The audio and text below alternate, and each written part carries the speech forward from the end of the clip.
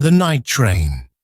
At Aber, there are some moments in life that are never forgotten. It can be anything. A favorite toy from childhood. A time of shared laughter. The pain of lost love. The scent of a flower. Sunlight on a distant mountaintop. The platform of a small railway station in northern India, in the soft, quiet light of early morning.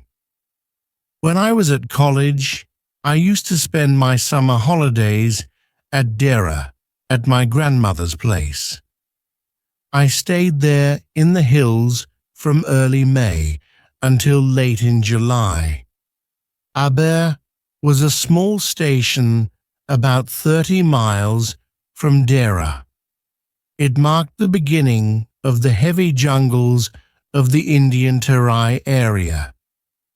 The train used to reach Aber at about 5 in the morning, when the station was poorly lit with oil lamps, and the jungle across the railway line was just visible in the early light of day.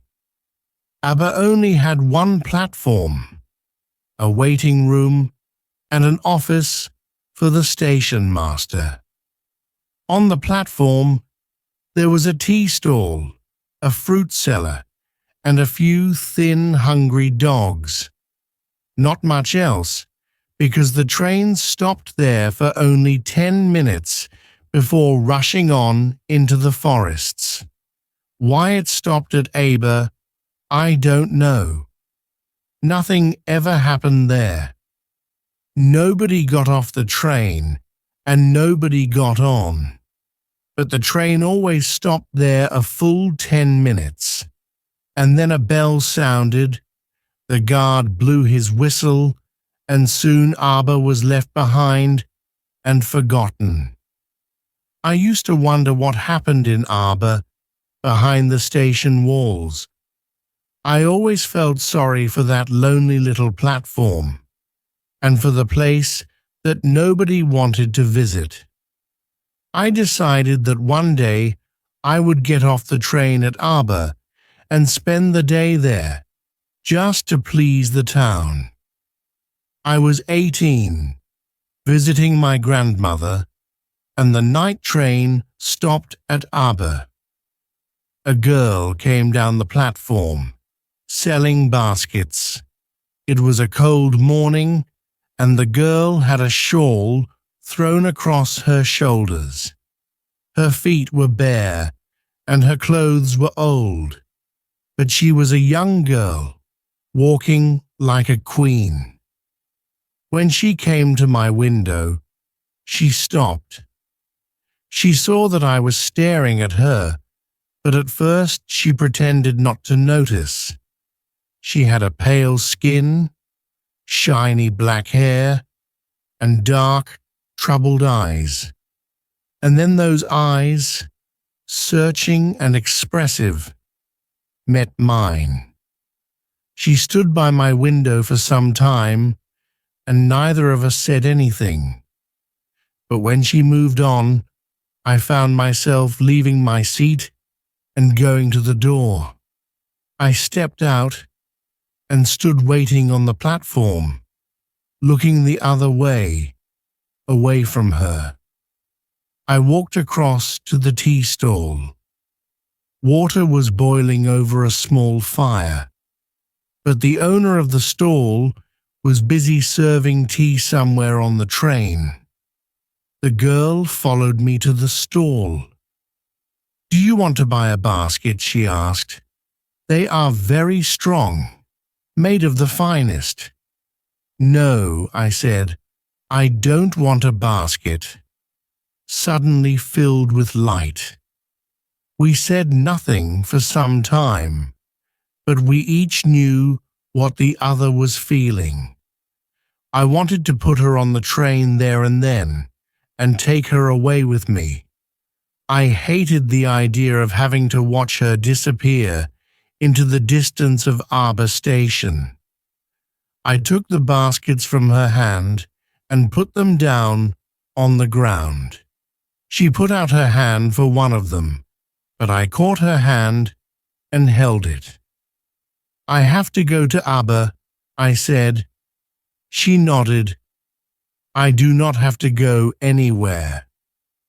The guard blew his whistle for the train to leave. How I hated him for doing that. "I will come again," I said.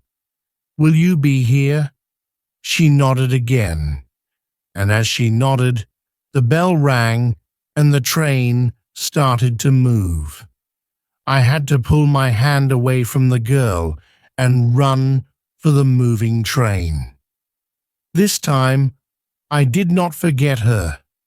She was with me for the rest of the journey, and for long afterwards. All that year, she was a bright living thing in my mind, and when college finished, I packed and left for Dera earlier than usual. My grandmother would be pleased at my eagerness to see her. I was anxious as the train entered Arbor because I was wondering what I should say to the girl and what I should do. I was determined not to stand helplessly in front of her, unable to speak or express my feelings. The train came to Arbor, and I looked up and down the platform, but I could not see the girl anywhere. I opened the door and stepped onto the platform, deeply disappointed and fearing the worst. I ran up to the station master and said, "Do you know the girl who used to sell baskets here?" "No, I don't," he replied, "and you'd better get on the train if you don't want to be left behind." But I walked up and down the platform and stared past the station buildings. All I saw was a tree and a dusty road leading into the jungle. Where did the road go?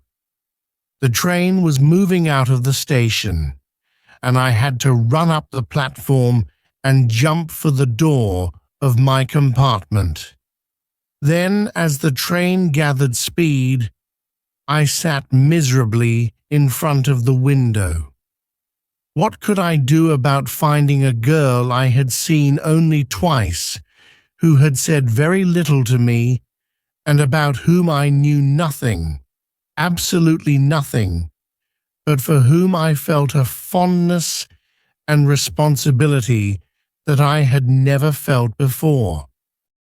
My grandmother was not pleased with my visit after all, because I only stayed at her place for a couple of weeks. Feeling restless and worried, I took the train back, intending to ask further questions of the station master at Arbor. But at Arbor, there was a new station master. The previous man had been moved to another station, and the new man didn't know anything about the girl who sold baskets. I found the owner of the tea stall and asked him if he knew anything about the girl with the baskets. "Yes, there was such a girl here I remember quite well," he said, "but she has stopped coming now." "Why?" I asked. "What happened to her?" "How should I know?" he said. "She was nothing to me, and once again I had to run for the train." As Arbor platform slid away, I decided that one day I would have to break my journey there, spend a day in the town, make inquiries, and find the girl who had stolen my heart with nothing but a look from her dark, impatient eyes. I cheered myself up with this thought during my last few months in college. I went to Dara again in the summer, and when, in the early hours of the morning, The night train came into Arbor Station. I looked up and down the platform for signs of the girl, knowing I wouldn't find her, but hoping just the same. Somehow, I couldn't bring myself to break my journey at Arbor and spend a day there. If this was a film, I thought, I'd get off the train, solve the mystery, and provide a suitable ending for the whole thing. I think I was afraid to do this. I was afraid of discovering what had really happened to the girl. Perhaps she was no longer in Arbor. Perhaps she was married. Perhaps she had fallen ill. In the last few years, I have passed through Arbor many times, and I always look out of the train window, half expecting to see the same unchanged face smiling up at me. I wonder what happens in Arbor, behind the station walls, but I will never break my journey there. I prefer to keep hoping and dreaming, and looking out of the window, up and down that lonely platform, waiting for the girl with the baskets. I never break my journey at Arbor, but I pass through as often as I can. Thank you so much for watching this video. I hope you found it helpful and learned something new.